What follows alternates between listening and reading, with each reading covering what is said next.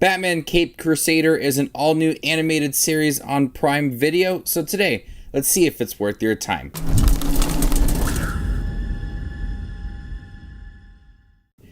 Hey everybody, my name's Justin here. I try to watch everything that hits theaters and on streaming services like Prime Video. If you guys are like me, go ahead and hit that subscribe button down below and click that notification for more up-and-coming content. In the grim Gotham City, Bruce Wayne goes beyond his capabilities and transforms into a figure Batman. His crusade for justice brings in unexpected allies, but his actions also lead to consequences. I don't watch a lot of the 90s animated Batman series. I watched more of X-Men and Spider-Man, so I don't have a huge connection to that animated series.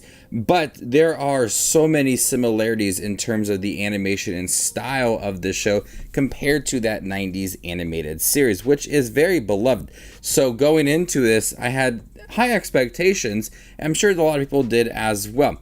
This is a really gritty series.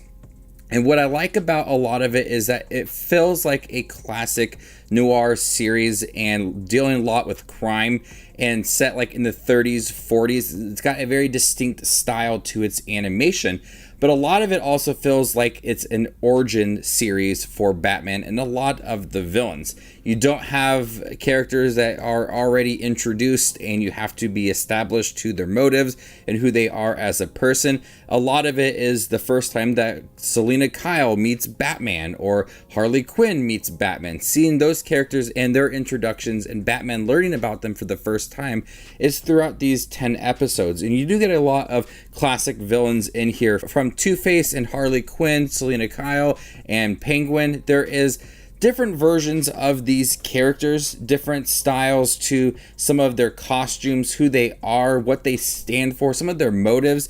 And I think it adds for a lot more intensity throughout this series. Like the Penguin, they changed the Penguin to a female, but I think it works within here and brings a new perspective to our characters and change things up a little bit. But I like how they were able to handle these villains. Some of them were really intense, like Harley Quinn, the way that she was able to handle herself and really challenge Batman as a character. It led for some really good action within the series. In the animation, it feels very classic. It doesn't have technology and it doesn't have updated technology. It relies heavily on hand-to-hand combat, and the animation, it looks really good. You got your distinct style to it, the classic crime style to it, very dark. And even the villains' costumes that you expect to be bright and colorful, they are toned down within this series. Hamish Linklater voices Batman, and he does a great job voicing this character, although it does feel familiar to other versions of Batman. But that's a good thing, is that you could bring that distinct voice style to Batman without trying to be something different. When you need to be aggressive and rough with our characters, Hamish Linklater is there to be really intimidating. And what I like about Bruce Wayne in this series is that it dives deeper into who he is as a person and some of his struggles. You see glimpses of when he was younger with his parents that were killed and how he wants to hurt people that killed his family.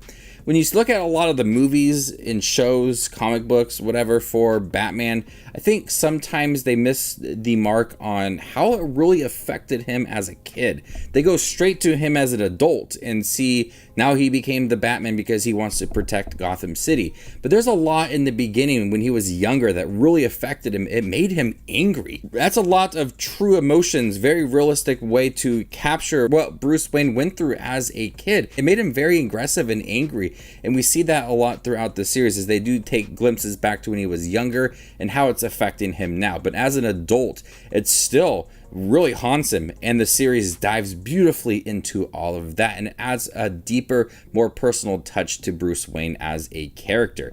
We do get several episodes that just feel like it's a one and done episode, which I really was looking forward to. More villains throughout the series, but when we kind of get to the end of the show, a couple storylines continue over to new episodes, and it just builds on the world within Gotham. I really liked Batman Caped Crusader. There was enough intense action, new versions of our villains, which I really liked, but they stayed true to the character of Bruce Wayne. Hamish Linklater did a great job voicing this character, adding that aggressive tone to him. You could feel that anger in his voice as he was dealing with a lot of trauma as a kid. I love the classic style to it. All that crime just oozed throughout this series. I can't wait to see what they do moving forward. It's a shame that Max said, you know what, we don't want to do this anymore, and Prime Video bought it, which I think was very smart because this is awesome, and I can't wait to see more.